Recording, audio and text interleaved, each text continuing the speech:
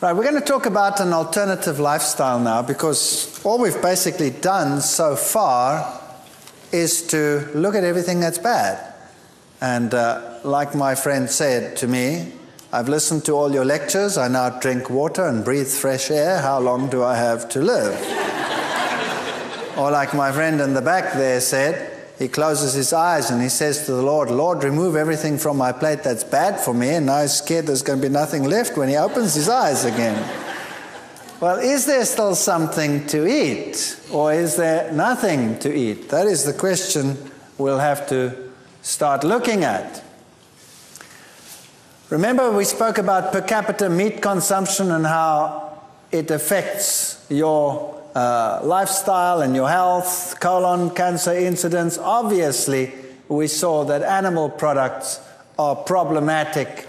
They are correlated to cancer, and we looked at animal husbandry, we looked at osteoporosis and what effect it has, and all these issues. I perhaps would like to share just one little experiment that we did as well, because sheep were developing skew legs. We decided to have a look at what the effect of the diet is that they were feeding these animals as to why they were getting skew legs. There's a sheep with slightly skew legs, and there's one that can hardly walk from the skew legs that it has. And when we analyzed their bones, those that had received animal protein had a low calcium to phosphorus ratio in the bone. So they had a decline in the various bones, the vertebrae, the ribs, and the cannon. In all three of them, the more animal protein one added to the diet. And these days they feed these animals fish meal, carcass meal, bone meal, all of these things. When we compared those that received animal protein versus plant protein, the calcium loss, as you see there again in the sheep, was 3 times as great. Deformity in those that got animal protein was much higher than those that received plant protein, and calcium to phosphorus ratios in the bone were very low when they received animal protein. And generally speaking, this is what we found. If we look at this little graph over here, we found that if we gave them plant protein only at a 12% level, they had very good bone development. If we added 3%, 5%, 8% animal protein, it got worse and worse. But if we added 8% plant protein, it actually improved. So plant protein definitely is the way to have a healthy system. We also spoke in the lectures about fear in the food chain and how animal products today are not what they were in the past, because there are bacterial resistances which are very high, reaching up to 100% levels in many, many cases. That means that bacteria don't work, are not affected by the antibiotics at all. We also compared animal products compared to plant products in terms of toxic levels and how toxins are increased up the food chain, giving us many reasons why we should avoid these products. Remember, we looked at fish oils and saw that they were just as high in cholesterol as the others, and that plant foods could give you the omega-3 fatty acids, like the avocado, and especially also the nuts and the seed items could give you everything that you required. And these are often arguments which are used as to why one should not become a vegetarian. Where would you get you this? Where would you get you that? Plants give you everything, provided you have a variety in your diet. Of course, if you're going to eat lettuce, leaves, and carrot sprigs, then you're going to have a problem. So one has to make wise decisions when one changes one's lifestyle. And if one wants to avoid all the potential hazards in the animal husbandry industry. Can plants replace meat? The answer is yes, they can. But you have to be wise and circumspect in what you are doing. And the bottom of the food chain should look like this from now on. Active lifestyles, long lifestyles, those are the things that we want. Longevity. The Hunzas, for example, were famous for their longevity and their almost total lack of degenerative diseases. And why? Because they had lifestyles which were largely vegan, vegetarian, active, walking up and down. There are many aspects which confirm that a vegetarian diet is healthier. Even the tabloids today will say vegetarians live longer and also are considerably healthier. For example, if you want to do maximum endurance tests, you will find that those on a high meat diet have the lowest endurance for sustained maximum to exhaustion exercise. Mixed diets, that means lower meat, fat, and protein diets, were sort of midway, and the vegetarian diets, high carbohydrate diets, gave the highest endurance rate, more than double that of the other groupings. So science and sports science today has contributed a lot to the breakdown of prejudice against diets. Then there were some very important people who were vegetarians. Albert Einstein was a vegetarian. George Bernard Shaw was a vegetarian. Wilhelm Busch. The McCartneys were. But Linda McCartney died at a very early age, although she was a vegetarian. And people say, well, what's the problem over here? Well, just get hold of one of her recipe books and see what she did. Everything she did was fried in oil. Everything. Now, we looked at the carcinogenic effects of that, and so there are issues that you have to look at. You can't just say, I'm going to give up eating animal products, I'm going to switch to plant products, and then you prepare everything in an unhealthy way. You're going to have a problem. So we have to be circumspect.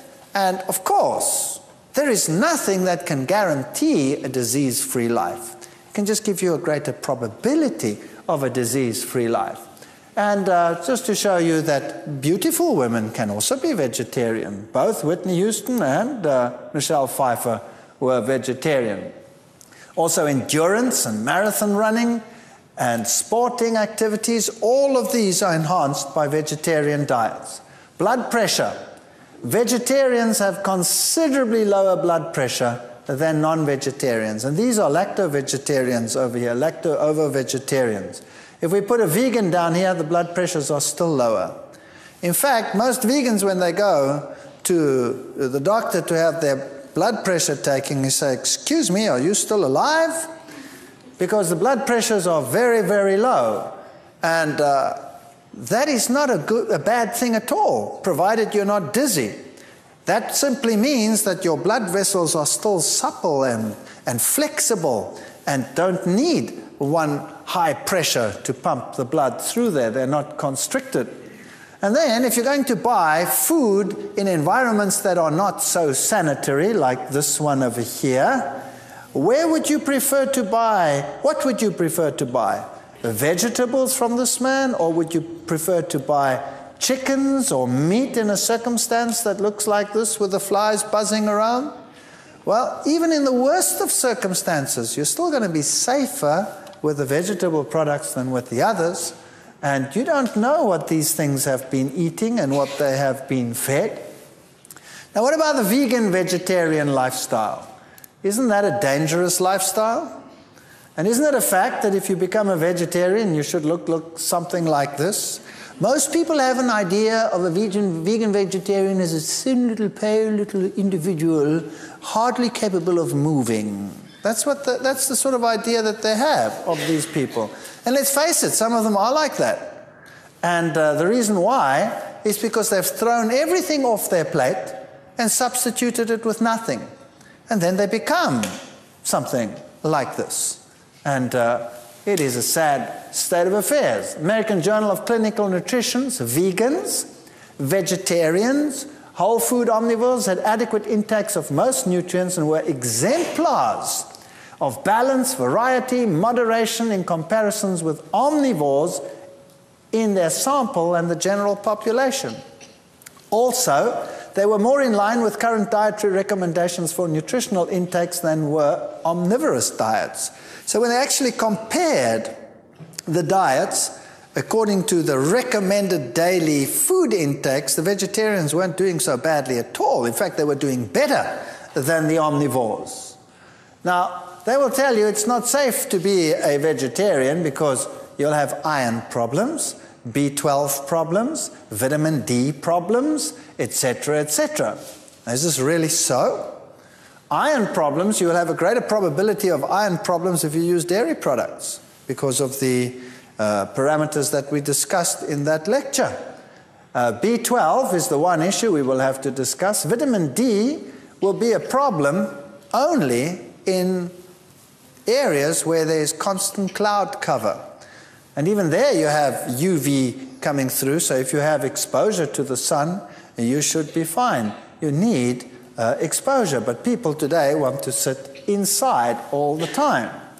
Here are stomach bacteria with decreasing gastric pH. Notice that the lower the pH, the fewer bacteria. The higher the pH, the more bacteria. The same in the intestine. The lower the pH, and so from the front to the back, where the acid starts coming in, you have an increase in the number of bacteria. Now, B12 is not produced by any animal in the world, it's produced by bacteria. And there are certain bacteria which in our intestines are quite capable of producing B12. Unfortunately, with the lifestyles that people have, these bacteria only occur here where there's an increase, and they occur in the last part of the intestine. And so they're too far back for us to benefit from them. So we produce the B12, but we do not absorb it. If, however, we were vegans and we took care not to mix fruits and vegetables, firstly we would have an alkaline saliva and we would have bacteria in the mouth which would produce B12. And they don't produce bad odors. Bad odors come from poor fermentation in the stomach. So you would have B12 production in the mouth, plus the pH in the stomach would seldom, if ever, go below 4.5, so you're sitting with far less acidity. That means you're starting off here at a much higher level, and then you should be able to have B12 production. Now, there are other factors which affect B12. That's intrinsic factor. If you don't have that, whether you're a vegetarian or not, you're going to have a trouble with that. High acidity, which is more problematic for meat eaters than for vegetarians, would be a problem. And in fact, most of the world's population is largely vegetarian. Whole parts of India, large parts of Asia, Central Asia, for example, Central African populations, large parts of these, they don't have B12 problems. Western lifestyles, we sometimes do have B12 problems. So personally, I think that they are making a mountain out of a molehill, but I would suggest that if you are worried about these issues, if you have a high-stress lifestyle, which affects absorption in an acid environment of B12, well, then take a supplement or take a fortified milk that has B12 supplementation. But generally speaking, we do have the bacteria that produce the B12.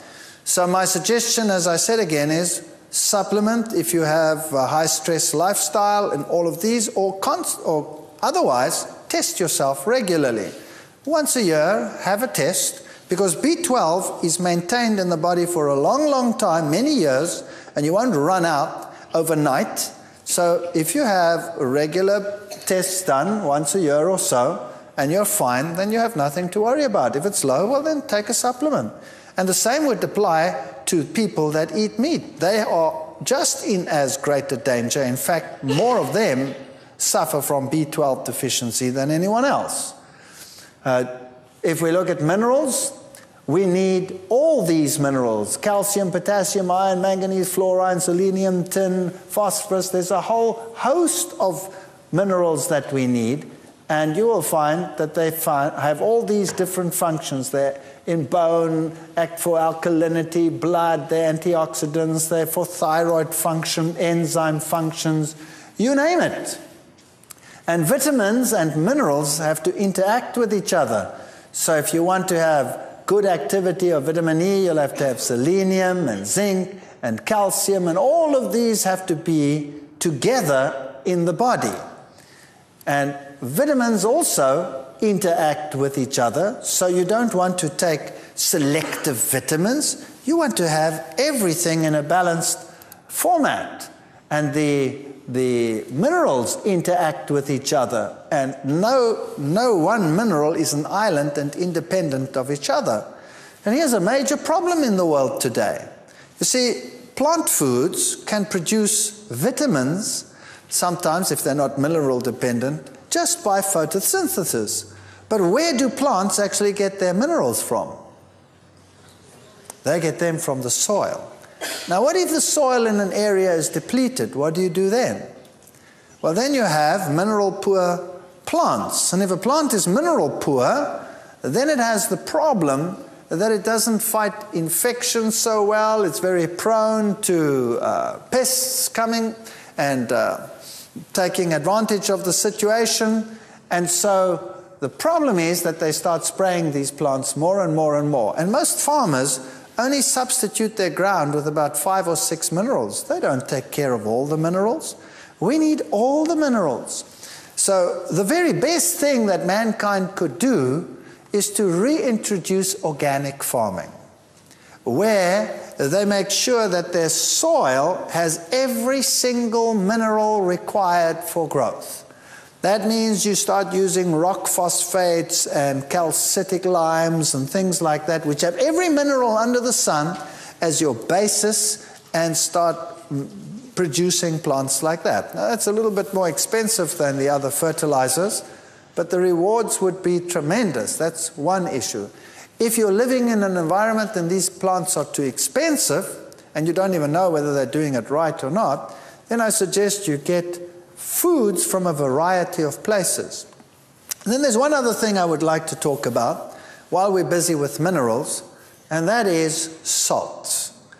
The scientific world tells you that you should not use salt at all in your cooking because it produces high blood pressure and it's bad for you and what have you. And people develop all kinds of diseases. And if you're really, really run down and really, really sick, and you have money to burn, then the Europeans in particular, they like going to these cure places where you have the hot springs with the mineral-rich waters and the salt waters, and they go and lie in the salts and they drink this water that comes out of and they feel like $1,000,000 and their blood pressure comes down and everything is right. So they're using a salt cure to solve their problem. Then they go back to their normal society and their normal lifestyle, and very shortly they have the same stress and the same blood pressure problems and the this and the that and the other. Now, I have a problem here. How come the salt can actually cure some of these things and the salt cause the things at the same time? Does it make sense? It doesn't really make much sense if you think about it in those terms. Now, what is the main salt that is used in the world today? It's sodium chloride. Now, salt should have 84 minerals. Rocks out there, sea has the salt in the sea contains 84 minerals. And the fish and the animals in the sea without pollutants now are perfectly happy and have lived there for thousands of years, quite happily, reproducing and not being diseased, although there's a lot of salt in that water. But it is 84 mineral salt. Now, unfortunately today, when they harvest the salt, what they do, industry has so many requirements for various catalysts and various elements that they refine the salt and they take all those elements out. And eventually they leave you with 2 elements, sodium and chloride. If they could refine them, they would do that as well and sell you only the sodium and only the chloride. But unfortunately, the sodium would explode and the chloride would kill you.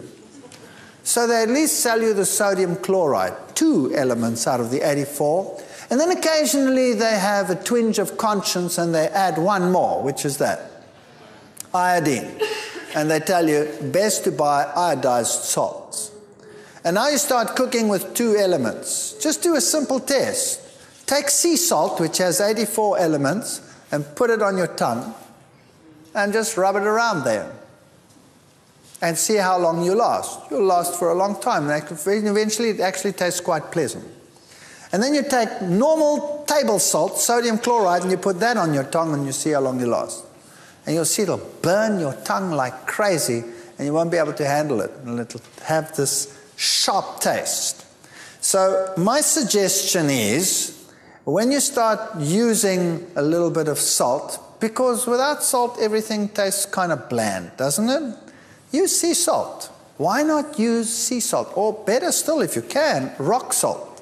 In some areas you get rock salt cheaply, but sea salt would be just fine. They use sea salt in any case. A good suggestion would be to use a little bit of sea salt. You know what? It'll taste better as well. Once you get used to it, it tastes a lot better. And of course, don't use excessive amounts of salt, but generally just use a little and it'll be so much tastier. Zinc, they'll tell you that's a problem for vegetarians. That's not true. If you look at beans, for example, they have relatively high levels of zinc in them. And some grains, popcorn even has, popcorn is one of the highest sources of zinc, generally speaking. And wheat germ has high levels of zinc, and wheat bran. So that is not true, that vegetarian diets won't provide enough zinc. So generally speaking, if you have foods that are yellow, then you will have your vitamin A's, and if you have your grains and your nuts and your legumes in there, you should be getting everything that you require. Increase in dietary needs during pregnancy, you need a lot of folic acid, folacin you need a little bit more protein, and all of these. Can a vegetarian diet supply these? Of course. Seeds, avocados, nuts will supply all the folic acid that you require. Now just a couple of general guidelines. Number one, you have to eat an abundance of fruits, grains, nuts, seeds, legumes, and vegetables.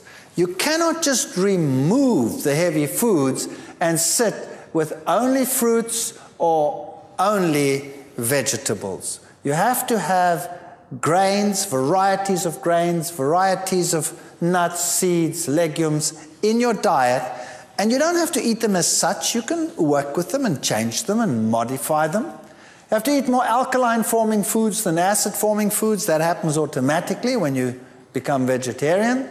And avoid acid formation by choosing correct food combinations. 3 simple criteria, two of which you have to watch, one which comes automatically.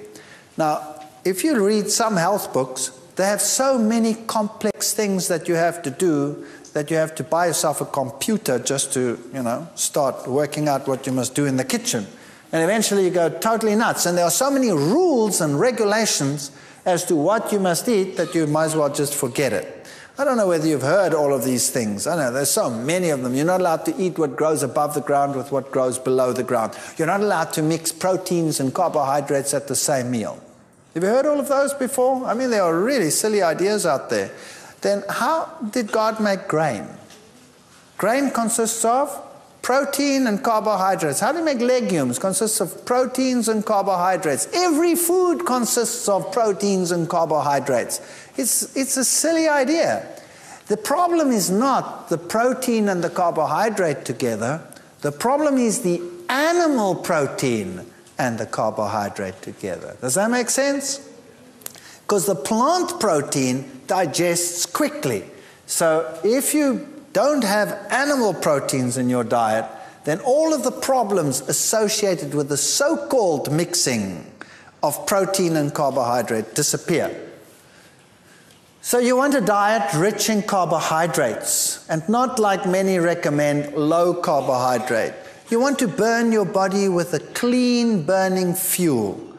You want to have enough fats in your diet so that you do not become lean and emaciated on the one hand. And of course you need the fatty acids, the essential fatty acids, which you can only get in fats. So you get those if you have your seeds and your nuts and your legumes in your diet.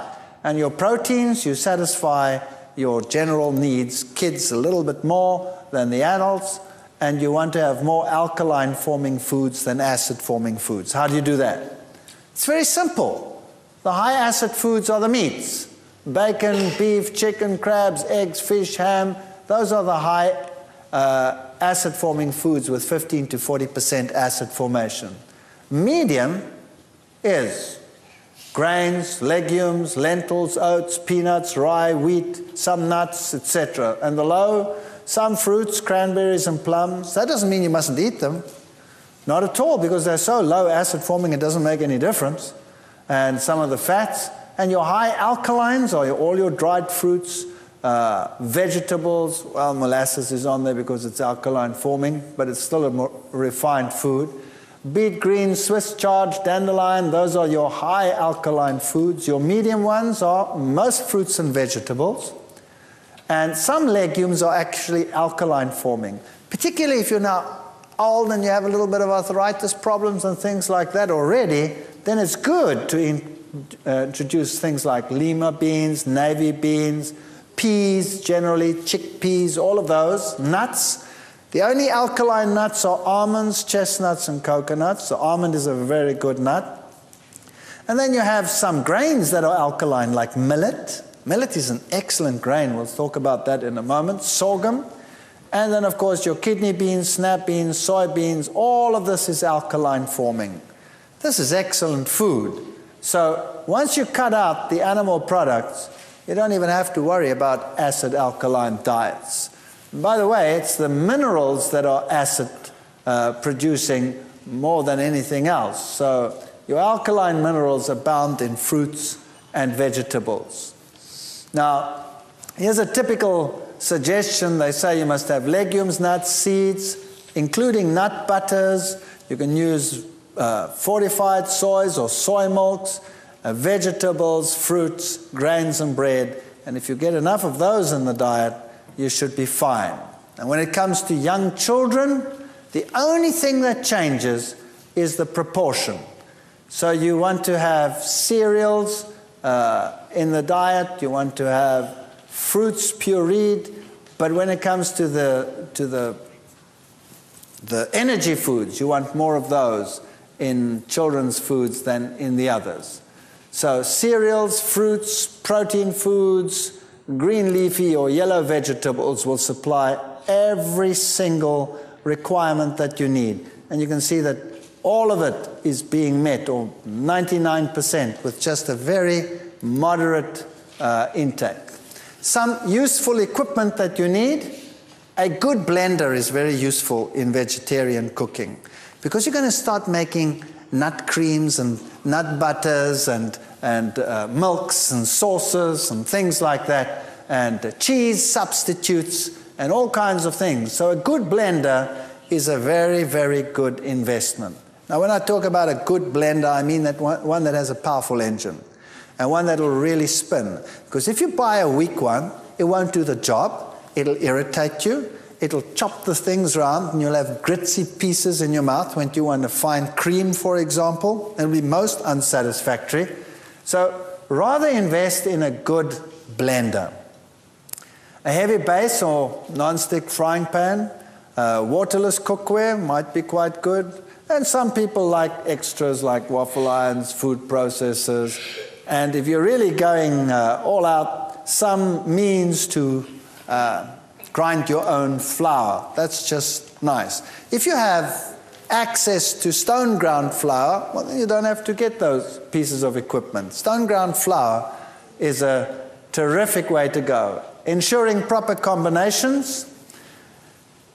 Notice that there are some foods that are neutral. That is, all grains, all legumes, all nuts, all seeds, some vegetables, like those that are high in water, like cucumber, lettuce, sprouts, tomatoes, some people yes, some people no, and the herby plants. Those would be sort of neutral, and some fruits would be neutral, the high oil ones, avocados and olives. Then the fruits is anything else that is a fruit, like an apple, an apricot, banana, and what have you. All of these can be eaten together with this. So you could have a meal which contains a grain. Let's say bread, a roll. And you could have a patty on there which is made of legumes and nuts. And you can have lettuce on there, and sprouts on there, and tomato on there. And you can have a sauce on there which you make with seeds or nuts, combinations. You can have avocados as a butter and olives in there and eat it with all that fruit. So you can have a terrific meal with a table full of fruit and bread and spreads and all kinds of stuff and patties, but you don't mix your vegetables in there. So if you want to have a meal with vegetables, then the vegetables are also compatible with any one of those. But the vegetable and the fruit together, they're a problem. Well, that's a very interesting thing. You see, the fruit digests the fastest. These, if they are all of plant origin, digest second fastest, and the vegetables, which have hard, compact cell walls, digest the slowest. So if you mix these two, you will actually get fermentation. Whereas if you mix those two, you don't get fermentation. Mixing fruits and vegetables, no fermentation. The time is not long enough difference for fermentation. Mix vegetables and the grains and legumes and nuts, etc. Time is not long enough for fermentation. Mix the two together, you have a problem. So that is just to keep a nice alkaline system. It makes a big difference in terms of, for example, acidity, and also just alertness. It's not a law of Medes and Persians, and if you are a guest somewhere or you do not have the possibility of always doing this, then it's no big deal. If I do it, for example, I'm quite sensitive to this because I actually take care not to do it. If I do it on occasion, I feel the difference. I feel I have less energy. So these are sort of the neutrals that you can eat with any category of food, with fruits or with vegetables, whatever. Grain-legume combination is always a good combination because of the protein.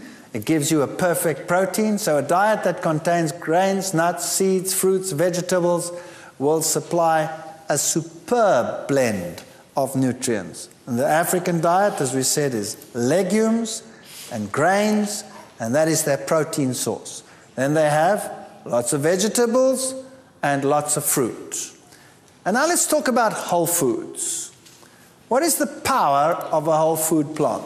Number one, it exceeds that of their component parts. So if you take the things apart and you eat them separately, like in refined foods you would have to do that, you do not have this enhancement that you get in the whole food plant.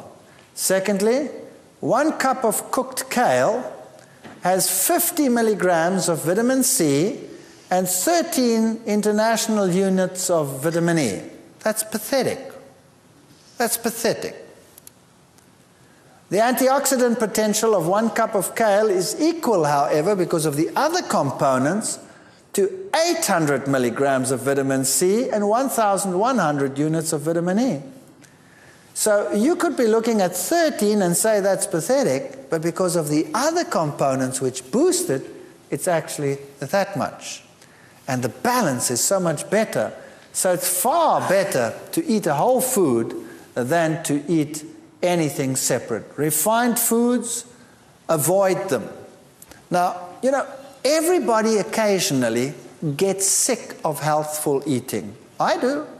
You know, you eat healthy food every day. I'm sick of all this healthy food. I feel like something wicked today. Well, then you go out and you eat something wicked within certain parameters, if you know what I mean. You don't go and slaughter an ox now. But a refined food occasionally, who cares? Or something really sweet and disgusting, who cares? As long as that's not your lifestyle. Don't become fanatical about food, because you'll not only make yourself but everyone around you miserable. And try never to see what other people eat. It's not your business. What you eat is your business. And what they eat is their business. Set a nice example and people will like to follow it. Don't refine it. If you can, use it. Now, what does that mean? How do you think whole foods? What do you do? What do you do if you find a pile of nuts and seeds and stuff like that? You go clonk, clonk, clonk, clonk, put it on your plate and say, there. You want to be a whole food fanatic? Go and eat it. No. You must learn what to do with them. You must change these things. These are whole foods. Those are whole foods. And variety, variety, variety is the spice of life. By the way, eating breakfast saves lives. Possible reducing the risk of a heart attack. If you have a problem during the day and clot potential, those people who are breakfast skippers have a 2.5 greater probability, in other words, 2.5 times the risk category to a person that eats normally and has breakfast. So 2 to 3 hours after awakening, if you had breakfast, you are better off than if you do not have it. The advantages of eating breakfast is more efficient problem solving, improved memory, improved verbal fluency, attention span, better attitudes, better scholastic performance, and that's a good reason why you should have breakfast. These are all the nice whole foods you can find in some stores. Now let's think about what to do with specific foods. For example, grains. You're now thrown out a lot of things. You've thrown out dairy, you've thrown out meat, you've thrown out all of those things. Now, what to replace them with? Now you have to start thinking grains. You know, if we were to take the grains in the world and put them into tiny little packets, just like this, we did this once in South Africa. We went to a seed store and we bought all the different edible grains and put them into tiny packets, and we packed them around a hall from one side all the way around, right round, and said to the people, you go and look at all those grains. And they were stunned. All the grains that you can buy, all the sorghums and the various wheat types and the eastern grains and the millets and all these wonderful things, just hundreds of different grains. So there's barley, for example, which is a rich mineral food and is rich in B5 vitamin. So if you have B5, that promotes fat metabolism. So if it's cold, if it's winter, for example, just a touch of barley in something, in a stew, or a little bit of barley mixed in with rice that you're cooking, and you have a better heat production. Maize, for example, is an excellent food. These are all the different grains that you have to start thinking about and what you can do with them. Millet is a fantastic grain. It's a wonder food. It's China's oldest grain. It can replace eggs in all patties, pancakes. Millet patties are fantastic. Just fry a little bit of onions. You don't even have to use oil to fry onions. You can just use a dash of water and a dash of something to make it a little bit flavored, whatever it is, soy sauce or whatever, and then just saute them until they go brown and sticky, and keep turning them around, and add that to a patty with cooked millet and a little bit of oats to bind it, and you have a wonderful patty. It replaces eggs. It's very high in iron. It's high in vitamin E, and the great thing about it, it's an alkaline grain. So people, older people in particular, people that already have, joint pains or anything like that, could benefit tremendously from this. And what is even better, it's a complete protein. So for children, it's a wonderful grain. Protects against arthritis. It's one of the alkaline grains. It's high in lecithin. It's a complete protein. Added to bread, cookies, muesli, soups, casseroles, whatever. You can do marvelous things with millet. Just cook a little bit of millet. If you want to make a spread, cook together until soft, just like you would cook rice. 1 cup millet, 2.5 cups water. So you take the millet, make sure you buy dehusked millet. Millet is bird seeds. You know how birds live and how long they live just off millet, nothing else? They do very well on millet, so we could do well on millet, but we don't have beaks. We have teeth. And birds dehusk the millet, and then the husks lie down there. If you bought it husked, you would have a chewing experience par excellence. So just like any other grain, you have to buy it dehusked. A little bit of salt, good salt, You can put something to make it yellow. You could just, for example, use a little bit of turmeric. If you don't want to use turmeric, use a tip of a carrot and blend it in there, then it goes yellow. And some water, and you blend till smooth, and then it looks like that. Looks like a butter. You can have bread with millet spread. It's rather neutral, so you could put something sweet on there, you could put something savory on there, you could do whatever you like. With millet, you can make a fantastic pudding. Notice how smooth and creamy it looks once you've put it in a blender. So you put this cooked millet in a blender and you make it absolute smooth and creamy, then you can make a pudding out of that that is fantastic. So you can blend in some dates, for example. You could blend in a little bit of carob powder, then you'd have a chocolate pudding. Then you put in a yellow layer on top of that. You could put fruit in between, put it in the refrigerator, and you could make a pudding that is better than any bought instant pudding. Marvelous things you can make with millet. Oats is another wonder food. It's a very good calcium source. It's high in iron, B. It's the second best protein grain. It's a superbly digestible grain. So old people, young people, use these. You can use the oats to make granolas, to make mueslis, to make patties. You put it into everything. It takes the place of an egg anytime. You can make waffles with oats, blend it and use it as a waffle base. Wonderful things you can make with oats. We'll come to some recipes in a moment. Rye, for example, is a German grain, and add some rye to your flour just to change things around a little bit. Muesli, rolled oats, chopped nuts, raisins, pumpkin seeds. The pumpkin seed is a seed with an incredibly good protein in it. It's also a complete protein, and just a little bit of pumpkin seeds will provide all your protein needs for a whole day. So if you could start your day with rolled oats and nuts and raisins and seeds and some fruit, shredded coconut maybe, sunflower seeds, sesame seeds, and you roast them all together or toast the slightly rolled oats onto the grill, stirring frequently, and lightly brown, spread the sunflower and sesame and coconut over the top and mix the remaining ingredients, and you have a great muesli. If you want to make a granola, which is more crunchy, granolas that you buy in the stores are full of oil. And the oil that they mostly use is sunflower seed oil. And because it's packaged like that, it's oxidized. So it's really not the best thing in the world, and it's horrendously expensive. Have you noticed that? You can make it far cheaper, and it tastes terrific, and you don't need any oil. You can take rolled oats, say 8 cups rolled oats, a little bit of sunflower seeds, some coconut if you like, chopped nuts. You can vary that as you like. But this is your binder. 2 ripe bananas, 1.5 cup chopped dates, a little bit of good salt, hot water. You can use some natural vanilla.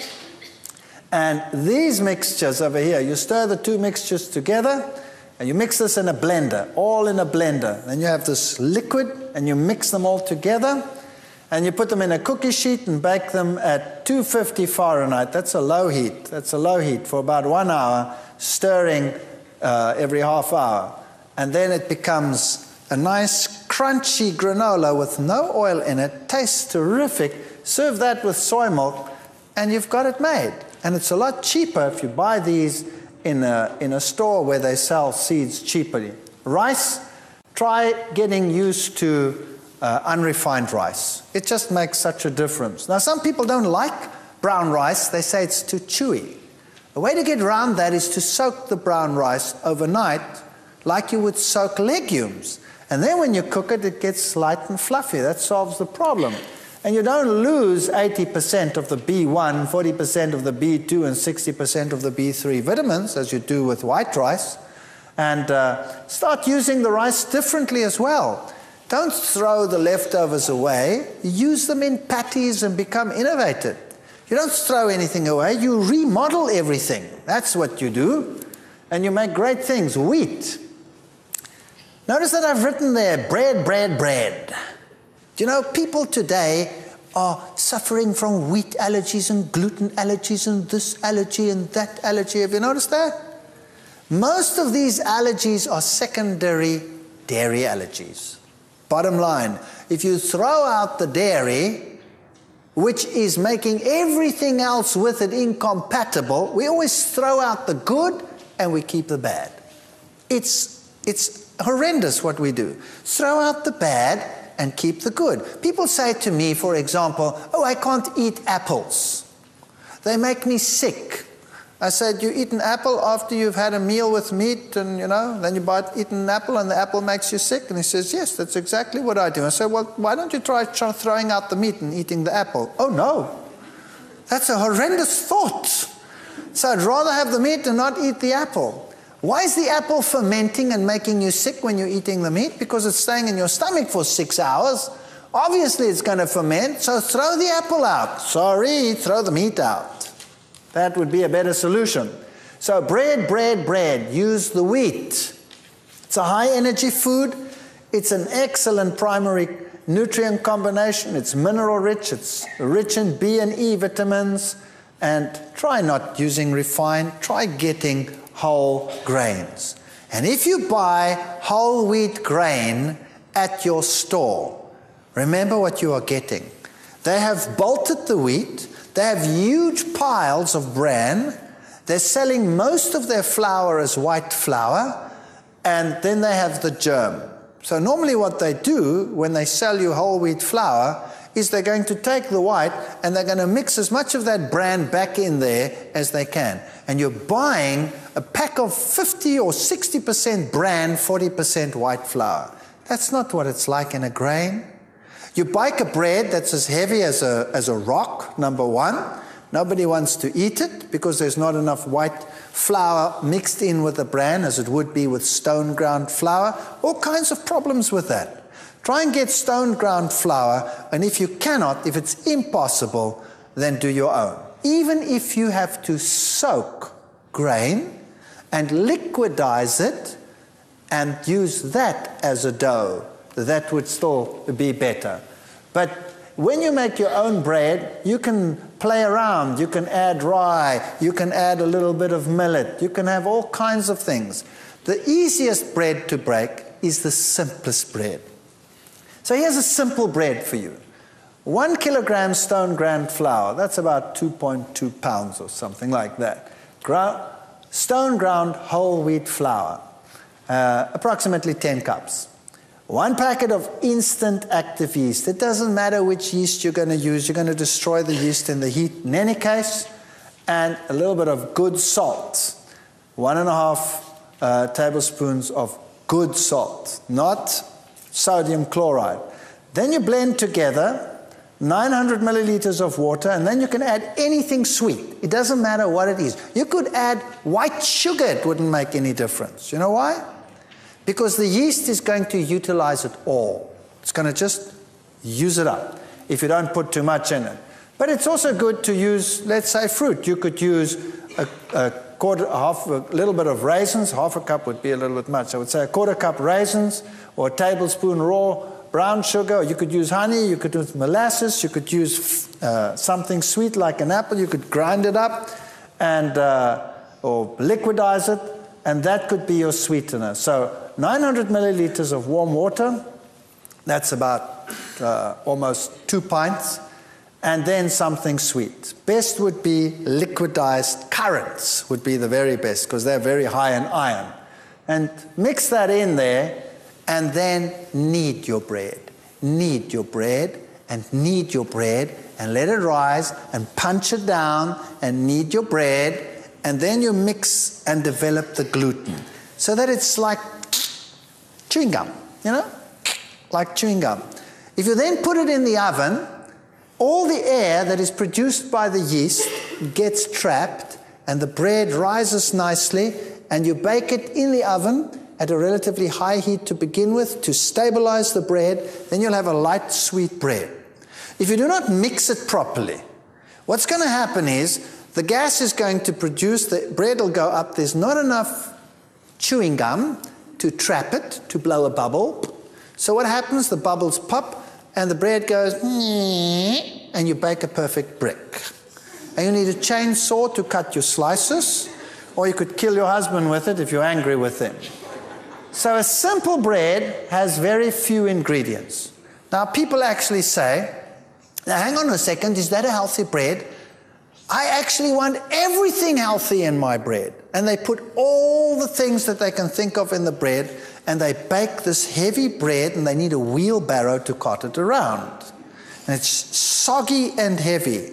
You don't have to build a perfect meal into a bread. You eat the meal that's perfect together with the bread. So you eat all the other things with it and make it a balanced meal. So the simpler the bread, the more likely it's going to work.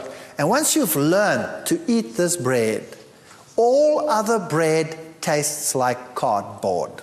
I assure you. If I don't get this type of bread, I get withdrawal symptoms after a while. And that's what a bread should look like. It should be nice and light and fluffy. It shouldn't be heavy and soggy. Nothing wrong with a heavier bread. For example, rye breads will be heavier. But what's nicer than a good bread? Now, legumes. We have to start thinking legumes. Carrot beans, chickpeas, kidney beans, lentils, lima beans, mung beans, broad beans. Peanuts are a legume. Have you ever thought of buying raw peanuts and soaking them like a legume and then making patties out of them? They don't taste like peanuts at all. Only roasted peanuts taste like peanut butter. They taste like a legume, but they taste like a rich, almost lamby, beefy legume. When you make a patty out of them, they really are magnificent as a legume. The soya bean, etc. But now you have a problem. People say, I explode when I eat legumes. I cannot handle them. Now, let's understand something about legumes. You have to pre-soak legumes. Raw, dried legumes contain alkaloids, glycosides, saponins, and these are a problem. In fact, they are in the seed to prevent it from germinating. It's an enzyme suppressant. So if you take a legume and you soak it in water, and the legume soaks up all the water, how many of these products have you got rid of? None. They're all still in the legume. Now you take your legume, it's nice and soaked, and you prepare it and you cook it, and all those enzyme suppressants that prevent the legume from sprouting are still in there. Now you're getting those enzyme suppressants into your stomach, and you're not digesting it too well. Your enzymes are also suppressed. So eventually it goes all the way down, gets to the colon. The colon works with these products and then starts fermenting the legume in the colon, and that leads to an explosive experience, right? So what you want with a legume is you want to get rid of these things. You want to get rid of them. How do you do that? You soak in huge quantities of water. And the water goes what color? Goes either reddish brown or one of those, right? That's all the tannins and the saponins and the glycosides and the stuff that's coming out. Now, what do you do with that water? What do you do with it? You throw it away. And not like some well-meaning individual who thinks, well, this looks so good, I'm going to cook the pea soup with that one. Well, I'll tell you, you don't need nuclear weapons then. Just send that pea soup. It's the most explosive thing under the sun. So what I would suggest is that you buy your legumes, soak them in lots of water, pour the water off regularly. If you're sensitive to legumes, do that if it need be for 2 days, 3 days regularly. If you don't change the water regularly, they'll go bad. Just keep on pouring off the water. And then what do? Going to wait 3 days or 2 days for a meal? Of course not. You put them into freezer bags and you pop them in the freezer and they're fine. People will say, oh, don't I lose the energy value and the food value? No, you don't. You can take those very seeds and go and plant them and they will grow. What happens in nature, in Europe, in the winter? What happens to those seeds? They freeze in the ground, and then when the water comes and it rains, then all the stuff leaches out. When the stuff is out, then it can sprout and it will grow. All the nutrients that you need are in there. So soaking is essential for a legume. There are lots and lots of different legumes, and you can have such fun with legumes. You can make the greatest stews, the greatest soups, the greatest patties. You can make roasts. You can go to town on a legume. But you don't have to have huge quantities of legumes in your meals. That's another problem. We eat too much of it. It must just be a portion of the meal, and the rest must be the vegetables or the fruits or whatever else you want to go with it. The soybean is such a magnificent bean. It is rich in linoleic acid. It is good calcium source, iron source, everything that you need. And if you look at the composition of selected soybeans, I'll just put this here for clarity's sake. Beef, for example, look down that list over there and compare with raw or cooked soybeans, you will see that the soybean compares excellently with anything else. And tofu is a wonderful food. You can make great things with tofu. You can make mayonnaises. A little bit of soft tofu, water, onion salt, garlic salt, or whatever you like. Lemon juice, honey, or a little bit of raw sugar to taste. Blend them together, you have a mayonnaise. Now imagine what a mayonnaise normally is made of. What's a mayonnaise made of? Egg yolk upon egg yolk upon egg yolk, together with lots of sunflower seed oil, together with lots of vinegar. It's the worst combination under the sun. It's the worst for your cardiovascular system. You cannot imagine worse. Imagine a mayonnaise that you make with blended cashew nuts. Take some cashew nuts, cover them with water, blend them till they're very smooth, add a little bit of your favorite seasoning, and then some lemon juice, and voila, you have a mayonnaise that is absolutely marvelous. Now people say, you know, cashew nuts, that's expensive. Hello? How much does a chicken cost in this country? What does a chicken cost? Who can tell me?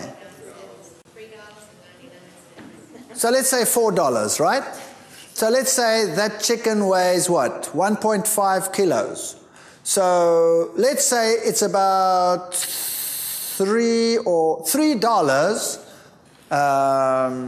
or let's say $2 per pound. Is that about right? Is that about right?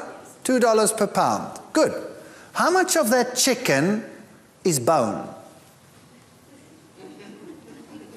At least half of it is bone. So you're not paying $2 per pound, you're paying $4 per pound already for your chicken. Now, how much of that chicken, once you have deboned it, is water? 70% of it is water. So how much are you paying for your chicken?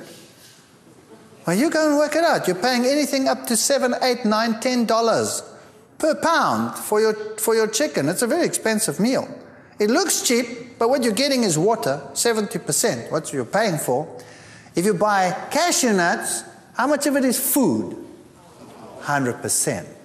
So even if you're paying $4 or $5, it's still cheaper than your chicken. So don't tell me cashew nuts are cheap or expensive. All right, and you need very little to feed a whole lot. You can make great mayonnaises with tofu. You can make omelets with tofu.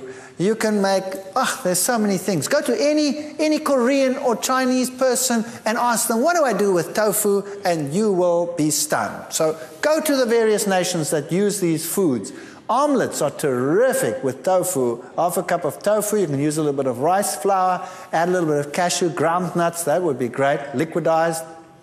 And then your various condiments, put a little bit something yellow in, and then use a non-stick pan to make an omelet. You can put your favorite filling in there, close it up, and serve it if you really want to be wicked with whatever, with fries that you've made with olive oil and a nice salad with it, and it looks and tastes just great.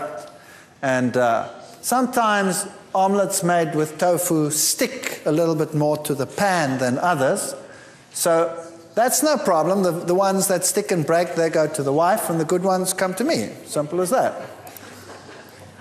But when I get home now, my wife can have the better ones, and I'll take the broken ones. No-bake tofu cheesecakes. You can make cheesecakes. You can make the most wonderful things. You can use agar-agar as a binder that has no animal products in it, or you could use MS. You get MS in your country, which is a wonderful substitute for gelatine, which is made from horses' hooves and skin scrapings and trotters and all kinds of stuff like that. And wonderful things you can make with juices that you blend in. Just ask the fundis how to make these things. You can make waffles. Simple things. Soak soybeans, blend them all together with some rolled oats, and you make waffles. Wonderful stuff. They bake a little bit longer. A normal waffle with an egg is finished in a minute. This one takes about 5, 6, 7, 8 minutes to bake through. Now, you don't want to wait that long. So what you do is when you're bored one night and you're not doing anything, then make a mix and start making lots of them. Or the kids are doing something, they're watching television, in between advertisement break, change. Then get all these things done and make a whole pile of them, pop them in the freezer, and you have waffles. When you want breakfast with waffles, take your waffles out, pop them in the toaster, and voila, you have waffles. You don't have to wait forever. You can make quiches.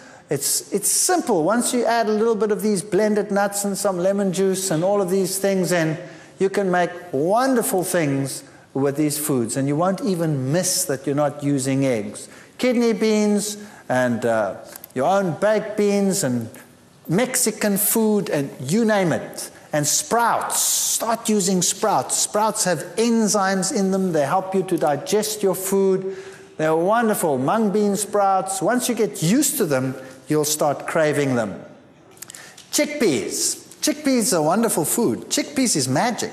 If you have soaked chickpeas and you blend it and you bring it to a boil, it goes thick by itself.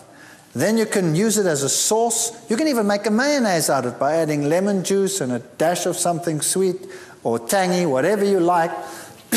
And you can make mayonnaises out of chickpeas. You can make hummus out of chickpeas. Who knows hummus? Yeah, all of these things. Start thinking about these things and start using carob. Now, carob means you have to re-educate your palate because we're all used to chocolate.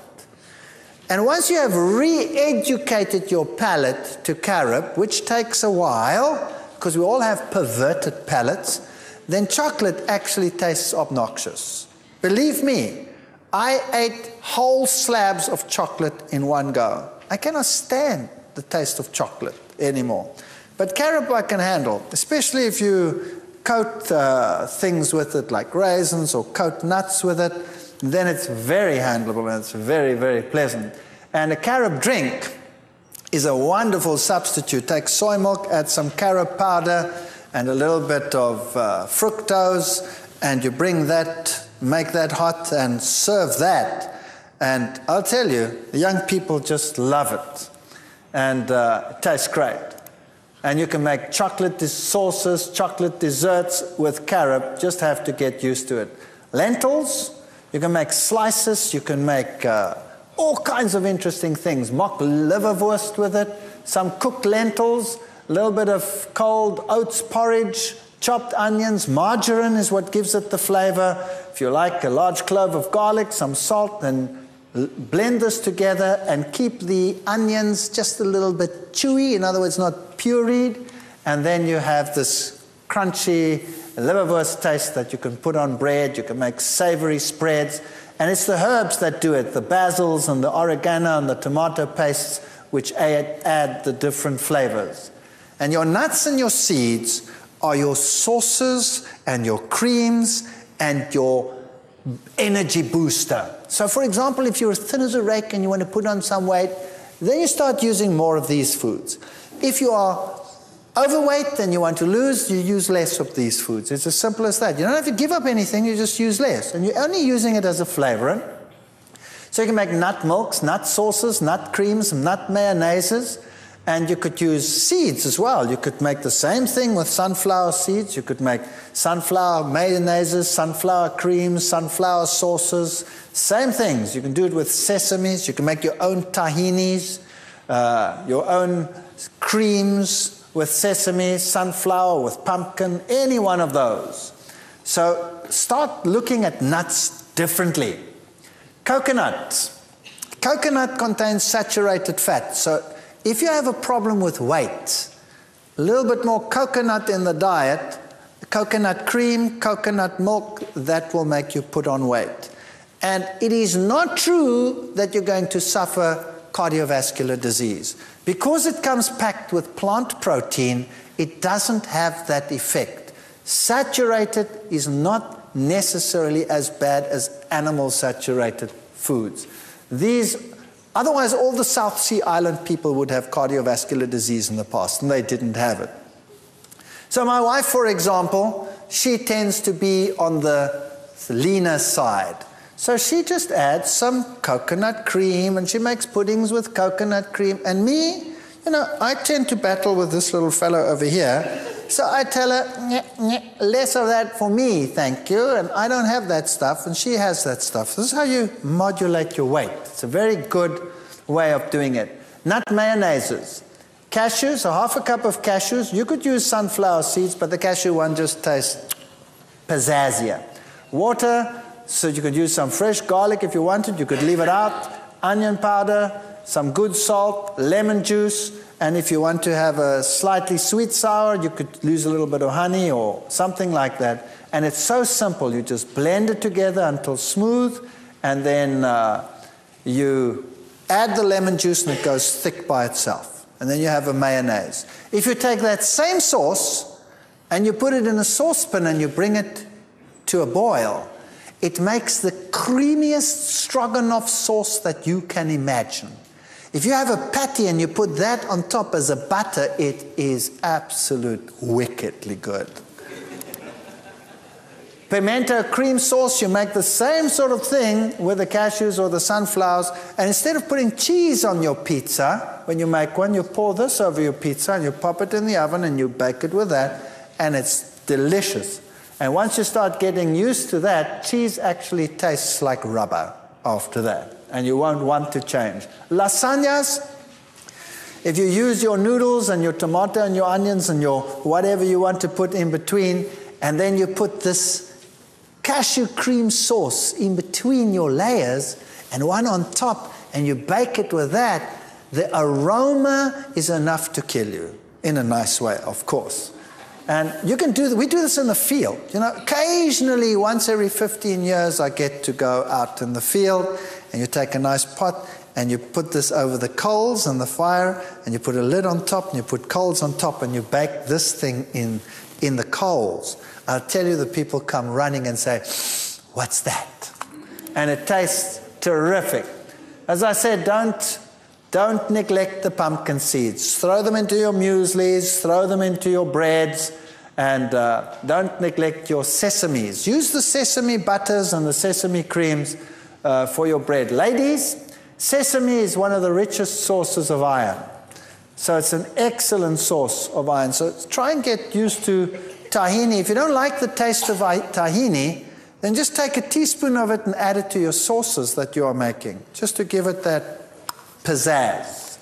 And you can make butters and milks and what have yous. Fruits and vegetables. Remember, variety is the spice of life. And there are lots of fruits on the market. And most of the world today thinks fruit means bananas and apples. Isn't that right? That's what people buy, bananas and apples. Now, there's nothing wrong with bananas and apples. Bananas and apples are good. By the way, now that I think of apples, people tell me, what about apple cider vinegar? Apple cider vinegar has the good components, some of the phytochemicals of apples in it, which is good for you, but it still has acetic acid in it, which is bad for you. So why not take a little bit of apple juice and add some lemon juice, and then you have apple cider vinegar that is not with acetic acid, but is with citric acid, which is much, much better. So you can start playing around with your vinegar sauces. Rather use lemon and use apple combination to make your sauces like you want them. There are melons and olives and papayas and all of these things. So when you start thinking fruit, start thinking like this. Then you get peckish. Doesn't that look great? And even if you preserve them, they're still better than nothing. Preserved fruit is better than no fruit. And when you start thinking vegetables, again, think variety, think cauliflower, broccoli, Brussels sprouts, think dark green things.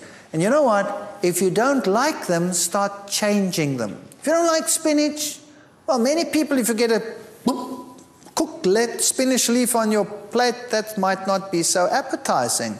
How about sauteing some onions, chopping the spinach, and putting them together, and then adding a little bit of cashew nut cream and making a creamy, delicious spinach that really tastes like something and has some zuma in it. Get a little bit of pizzazz into your cooking. So everything doesn't have to be bland on your plate. It can be wonderful. And start becoming innovative. Start thinking what to do with the leeks and the garlics and the onions. And remember, these are your top 10 fruits in the world in terms of the antioxidant power that they have in them. Strawberries. You live in a strawberry country. And plums are very good. Oranges, red grapes, kiwi, grapefruit, white grapes, banana, apple, tomato. And gentlemen, remember, the tomato is an anti-prostate cancer fighting food. So start using tomatoes, lots of them, and get used to them. And the antioxidant vegetables, I wouldn't put corn on that list because that to me is a grain, but nevertheless, leave it there. Kale is very good. Spinach, Brussels sprouts, alpha, broccoli, beets, red bell peppers, onions. I would put cabbage in there as well as one of the best antioxidant foods. So the cabbage family in general, kale of course is part of the cabbage family, and wow, that's a power food in terms of iron and in terms of calcium. Wonderful food. So start using these things. Food sources that fight cancer. Brussels sprouts has sinigrin, broccoli has sulforaphane and other components as well. The red grapes has resveratrol, citrus has limonene. So if you have a variety of foods, you get a variety of anti-cancer agents. If you only have one food in your diet, you'll only have one anti-cancer agent. So why not fight on all fronts if you can? So remember, your high anti-cancer foods are garlic, cabbage, licorice, soybeans, ginger, carrots, celery, parsnips, and then your grains generally, and your tomatoes, your eggplants, your peppers. Put these foods into your diet and fight cancer. Now, I've written a book on this. Unfortunately, this book is published by CRC Press and MedFarm, which is not unfortunate in terms of the science thereof, because those are the best scientific publishers in the world.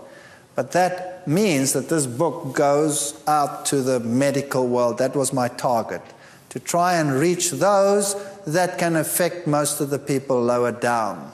So if you want to buy this book, it's horrendously expensive. I would not be able to afford this book. So that's the sad part about this book, that it's very expensive because of that. And you don't actually need the book because it has a lot of science in it. If you're interested in that, that's good. There are lots of recipes in that. But there are so many recipe books out there in the world. And there are so many books that put this simply. But you don't want to get one that makes life complicated for you. You want simple, straightforward recipes that tell you how to prepare food in a tasty, wholesome way without 10 million rules to drive you nuts. That's what you basically need.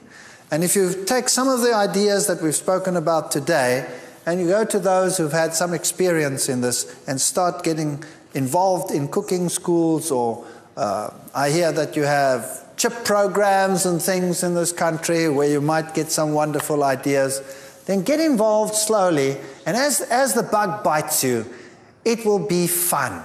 And once it starts being fun, and once it starts tasting good, you will feel better, you'll be excited, you'll have more energy, and you can be an example to others. Don't make a religion out of your diet. There's nothing worse than putting diet before religion. God comes first, food comes second. Food is there to be enjoyed, but why not enjoy it and be healthy at the same time? Thank you. And you can be a light unto others, and you can help them to a healthier lifestyle. Just this message alone. We get hundreds and hundreds and hundreds and hundreds of letters. I was lecturing in Germany once, and there was an old lady sitting in the back in my lectures. It was in a big hall. There were over 800 people in the hall. And she was in a wheelchair. And she was in an old age home, and she had terrible arthritis. Her fingers were like that. And she was, I don't know exactly how old it was. I speak under correction, but I think she was in her 80s. So a very old lady. And I happened to return to the same town 4 years later. 4 years later. And I was finished lecturing, and like always, you're tired because you're doing all these lectures and you have hundreds of people, and if there are 800, well, then there are 800 more questions than normal, and the people were asking, and suddenly this little old lady came and she put her arms around me, and here she stood. She was only about yay high, and she was very old, and her fingers were still skew, and she said to me, 4 years ago you were here, and I was in the old age home, so arthritic I couldn't move my fingers, and I was just waiting to die. And now I stand next to you. I've left the old age home. I've gone back to my apartment. I can do my own work again. I even do my own gardening again. And maybe I'll end up in the old age home again one day, but for the moment, I'm happy that I can be at home. I implemented what you said, and I could get up out of my wheelchair. That makes a difference. And I don't care about all the critics then. That's what makes it worthwhile. And people that had been given up for dead with cancer, that they'd operated, closed up, sent home to die, changed their lifestyles, and their tumors went back and back and back. Not everybody, some die, but some that actually stick to it start getting better. And we've got just piles and piles of letters, and it just makes sense to tell people how God, if you think how God had put everything together there in the beginning, He tells us what the original diet was. Obviously, if we're going to give the body what it was designed for, it's going to be the best. Who does not want you to be healthy? The devil doesn't want you to be healthy. And what does he use to make you unhealthy? He uses human ambition and love of money and industry to put foods together that make money and quick money and make you captive so that you can become ill. And the natural foods, they just go. God wants us to go as natural as possible. I'm sure that's what He wants to do. But He wants to reach the heart and the soul as well. So do not put the cart before the horse. It's not food that makes religion. It's religion that makes food. And so that is the invitation. Be a light, help others, and then the great truths of the Bible. Wow. Just look at them. They're so magnificent. What can be more logical than a world that obeys God? Can anything be more logical than that? What is stupid about that? What is more logical than believing that Jesus Christ is the Creator and the Savior? The whole Bible says it, and if people were to adhere to His commandments, wow, that would just make this world a wonderful place. And in the future world, it will be a wonderful place because there will be no more sin in all His holy mountain, and people will again keep the law of God. So why not keep it now? Why not set an example? And if we slip and slide and fail and have human failings, we have an advocate with the Father who any time says, "Come to me and I will heal you of all your maladies." I'm not propagating any form of perfectionism or fanaticism or any one of those things. It's a logical religion, and that is why I'm a Seventh-day Adventist. So God bless you as you go your ways and we go back to our ways, and I'll always carry you in my hearts, and thank you for listening. Let's pray. Heavenly Father, what a time we've spent together. We've had so many discussions and so many slides pass before our eyes. But the bottom line, Lord, is that you are King of Kings and Lord of Lords. And all the slides, if there's one idea that has come up, and that is that it's not worth it to have our kingdom on earth, but that we should long for our kingdom with our Heavenly Father. If that thought is paramount in our minds, then we will have achieved something in this place called Baton Rouge. And Lord, if a little light has been kindled, and lights in general have been kindled, let them not die. but let them turn into a raging fire that will consume not only this city, but all the surrounding ones and eventually even the whole world, so that the world may be lightened with your glory. And Lord Jesus, I commit everyone here to your care, as only you care, one who has given his life for those who are just sinners. Surely you will take care of everyone that is here. I pray for your blessing upon them, your watch care, your angels to guide their paths, their decisions, and their life as it proceeds from now on. And may we have the privilege, Lord, of one day, everyone represented here, standing with you on the sea of glass as we go to the heavenly Jerusalem. And may we one day in the earth made new ponder the little time that we spent here together and say, Lord, it was worth it after all. Your blessing is what we need, for without it we perish. I pray in Jesus' name, amen.